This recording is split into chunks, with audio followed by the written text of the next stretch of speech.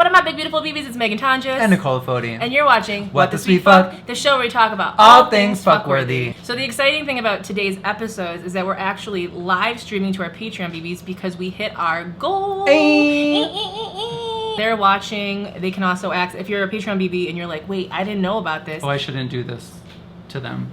Sorry, You gotta pay attention, girl. There's two things here. I know. That's hard for me. But when we're in it, we only gotta be in it. We see you, we love you, we honor you.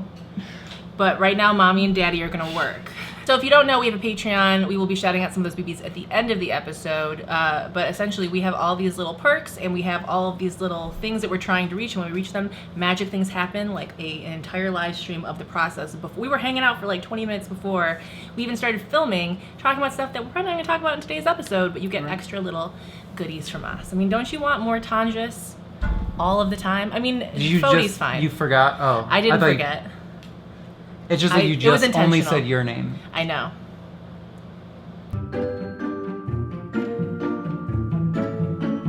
What are you here for today, BB? Ooh, let me show you what I'm here for. So this is something that I saw on the Twitter.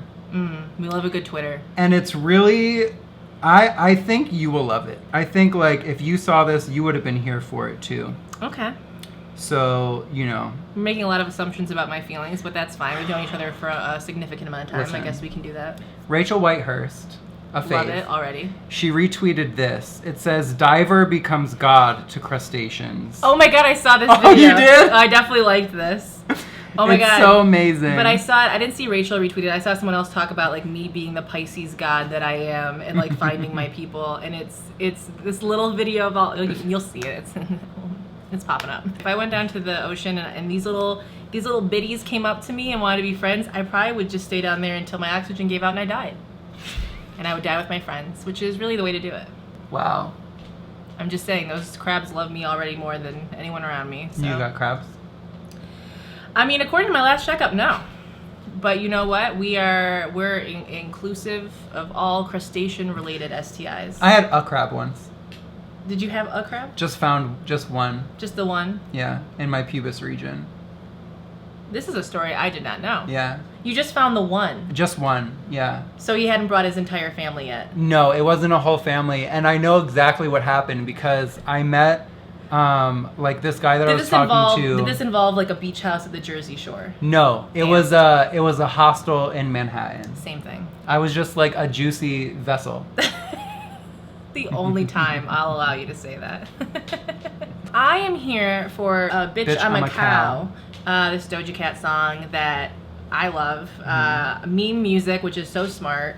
You probably have seen this going around the internet, but we saw it and then we also dove into the career of Doja and watched a bunch of other music videos. We actually like locked our friend in a room and forced her to watch all these videos and just had endless conversations about how much we loved it.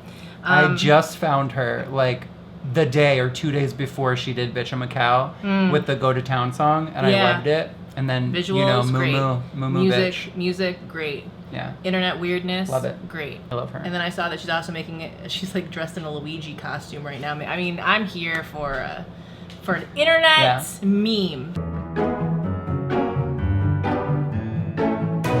So going off of actually my here for it, I thought I would share a little story and maybe some perspective about Doja Cat and what I'm gonna say the ghosts of Twitter past. After we were watching her stuff, I actually went on her Instagram and I was like scrolling, like doing a creepy scroll, right? Where I'm just like, I'm like in 2016, 2015 probably. Like I'm just scrolling and I'm like, love it. Like it's so interesting to me to see like how people started off on Instagram and then like, especially when someone gets big all of a sudden and they're growing really quickly. So I scroll past this thing where it's like a text meme thing and it uses the F word.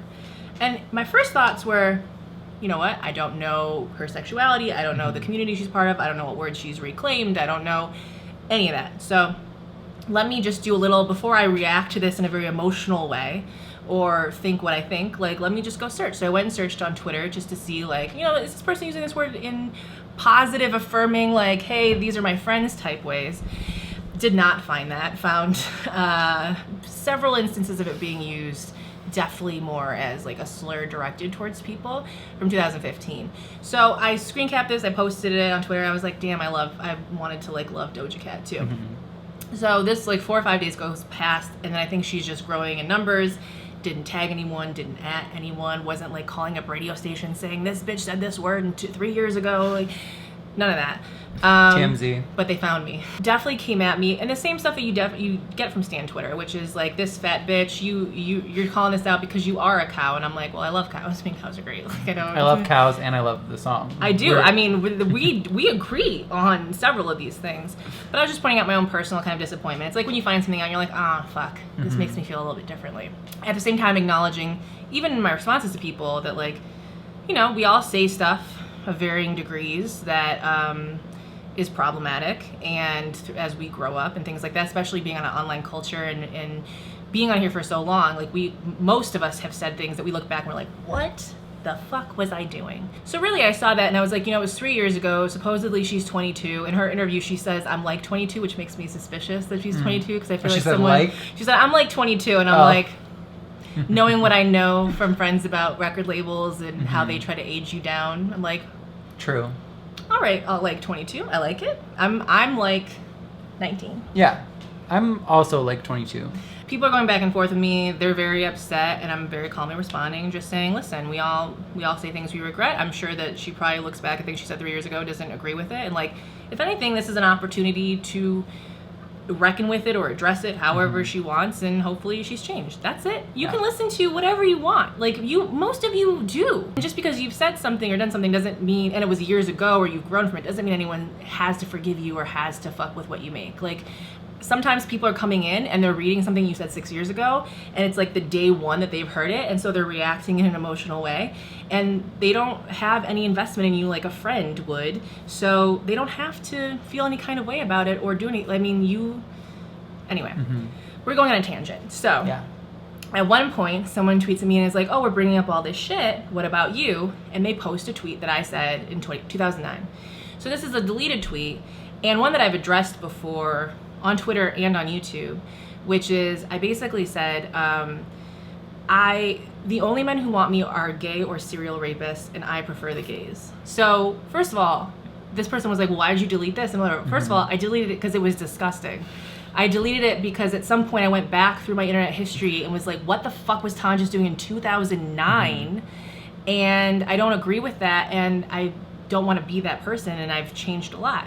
So the thing is, I've deleted definitely tweets. Like, I realized that a lot of us in 2008, 2009, 2010 said the word slut a lot. Ooh, we used the word the T rape. word, the R word. I used to say them shits all the time. We used rape and molest in interchange for like, I can't wait to touch you or see you or be or with like, you. I'll rape you in a video game. It's like when I talk about these things online, it's because I have the perspective of someone who has actually gone back and been like, you know, like, you don't remember you saying it.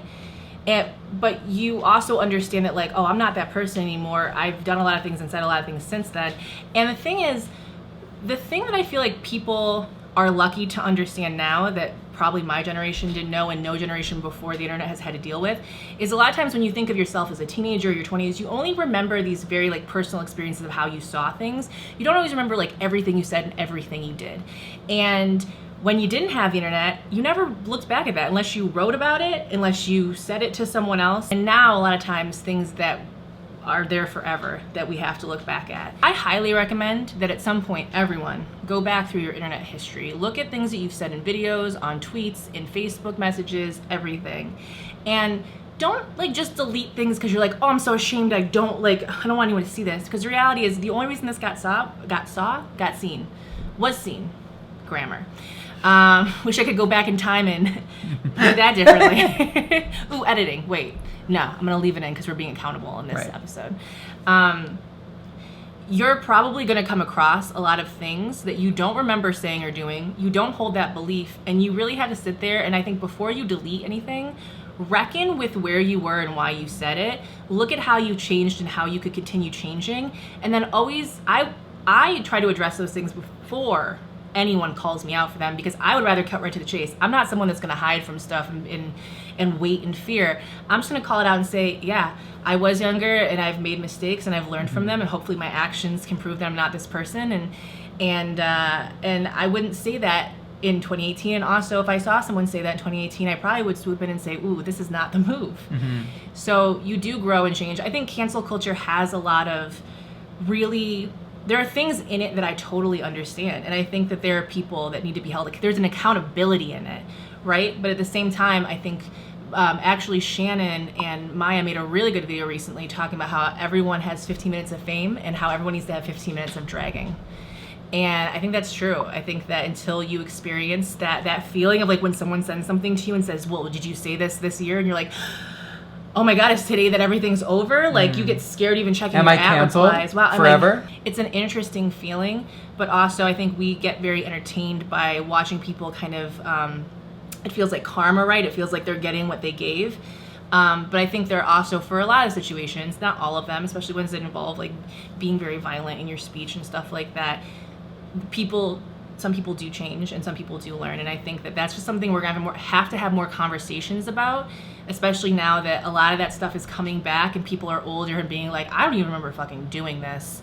But now I have to understand why I did what I did, why I'm different now, how I feel now. And at any point when someone brings this up, either I had to have addressed it, or I understand myself enough to talk about it without getting defensive and angry about it, because it's just a reality and it's something that most people have gone through. So anyway, so those are my thoughts. I think you can listen to whoever you want to. I think you can be disappointed about things. You don't have to fuck with or forgive people. It's fine. But I don't like this idea that we can't call out stuff that's problematic because we've been problematic.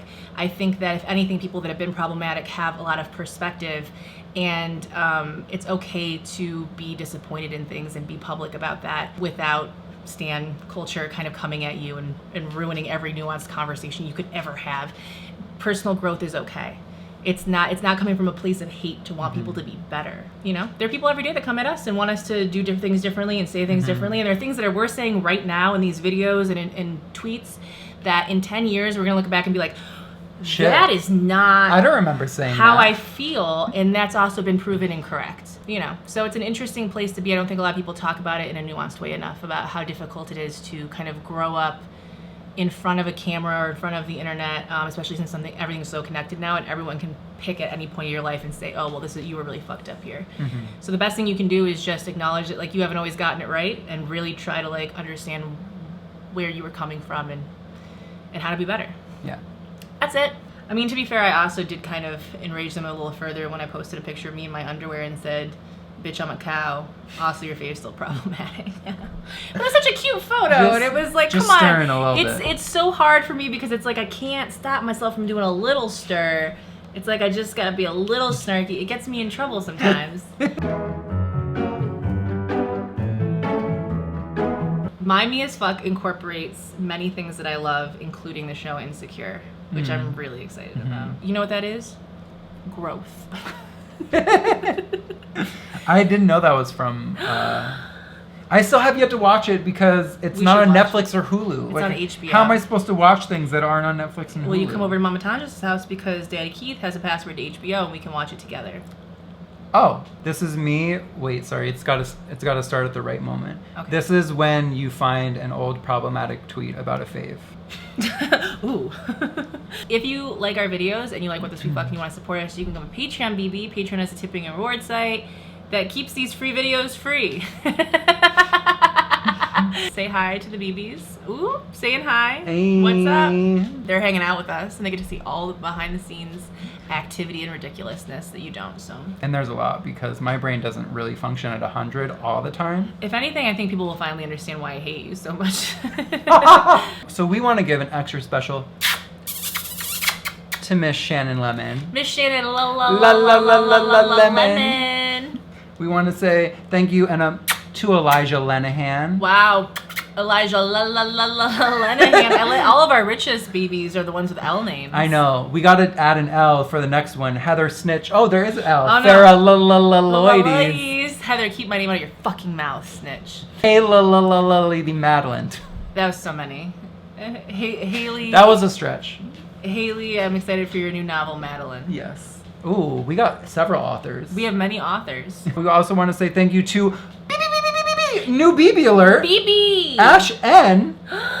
Hey. Wow. Look at that. Ash N. I mean, when you put Ash and N together, it sounds like Ashen. Ashen. So, and then you kind of remind me of like a vampire from like a teen novel, like a hot one. Maybe who plays tennis in the daytime. Wow.